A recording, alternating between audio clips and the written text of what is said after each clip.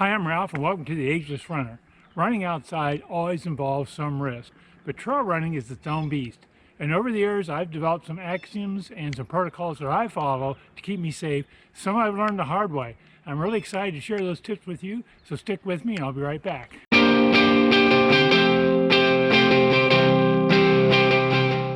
Welcome back to the Ageless Runner. Hey, before we talk about trail safety, I'd really appreciate it if you would hit that subscribe icon down in the corner of this video and subscribe to my channel. And don't forget to click the bell icon so you get notified when I post a new video. Thank you so much.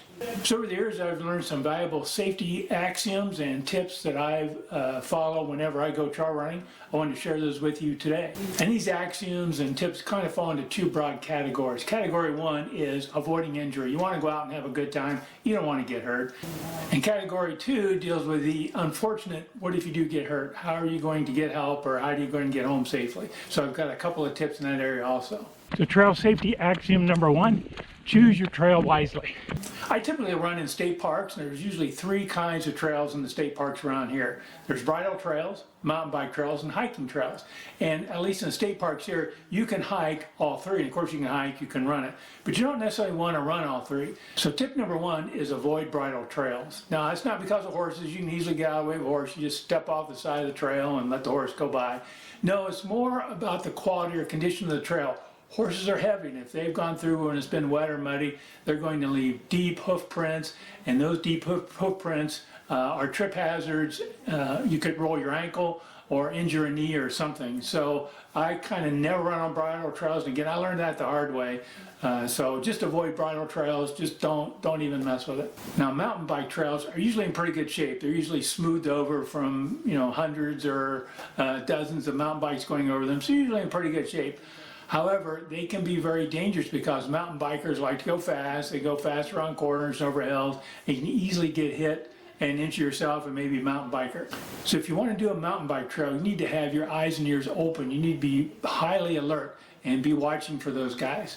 So tip number two is only do mountain bike trails in an off-peak time when you expect there'll be very few mountain bikers on there. That'll be safer for you and safer for the biker. And of course that leaves hiking trails. So hiking trails are kind of the preferred area where I go, but you do need to know the quality of the trail. How well groomed is it? Is it a cluttered trail? By cluttered I mean you got lots of rocks and tree branches on it. You don't want to run those kinds of things. Is it too hilly for you? Just make sure that the trail you pick matches your ability. And of course, you probably don't need to be told this, but trail conditions important. A snowy trail like you see around me today, I'm actually on a paved bike trail. I do not run in snow. I'm too old to do that.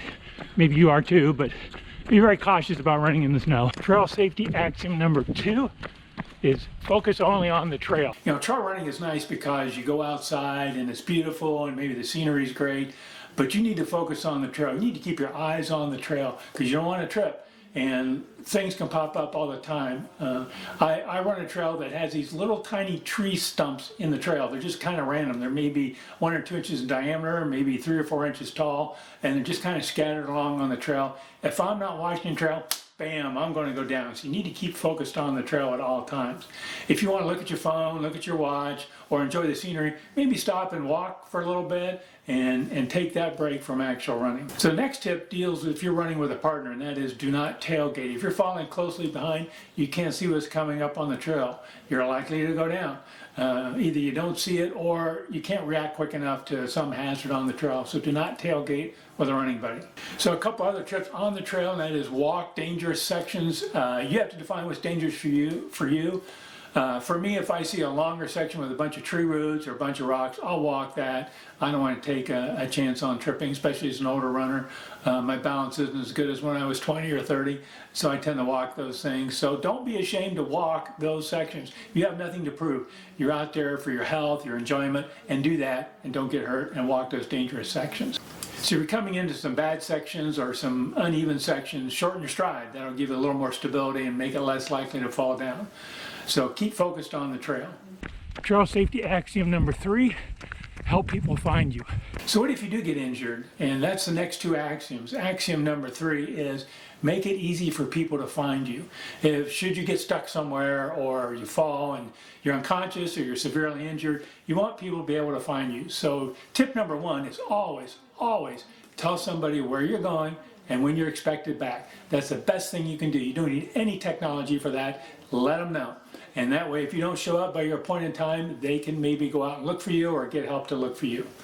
But do take advantage of technology. Take your cell phone with you. That's always a great way to contact people.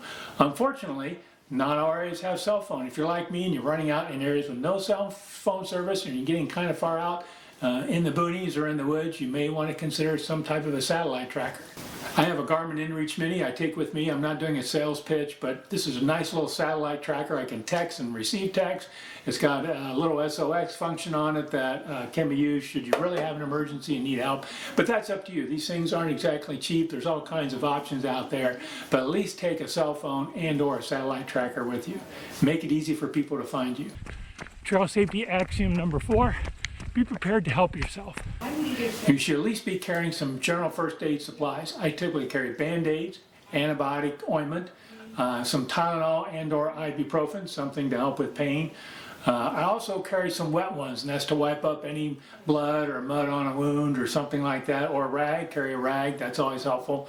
If you want to carry something for pain, I also carry some BioFreeze, just some basic items like that to help with any minor emergency. If you fall and skin your knee, maybe you don't want to stop your run. You're not that hurt, you just want to bandage it up and keep going. If you got those few little supplies with you, you can keep on enjoying your run. And of course, the other thing is always pack food and water. Now you may only be going out for a short run and says, I don't need any food and water, I'm only going to be out there an hour.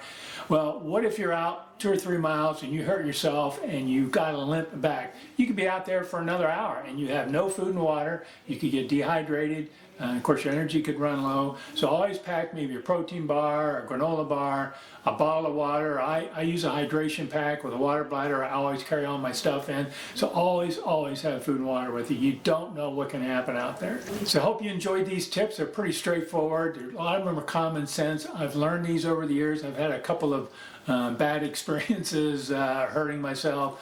Running into mountain bikers and things like that. I hope these help you, and I hope they help you enjoy the wonderfulness of trail running. Hey, thanks again for watching my video, and I appreciate it if you would hit that subscribe icon down in the corner. And don't forget to click the bell icon so you get notified when I post a new one. Thank you so much.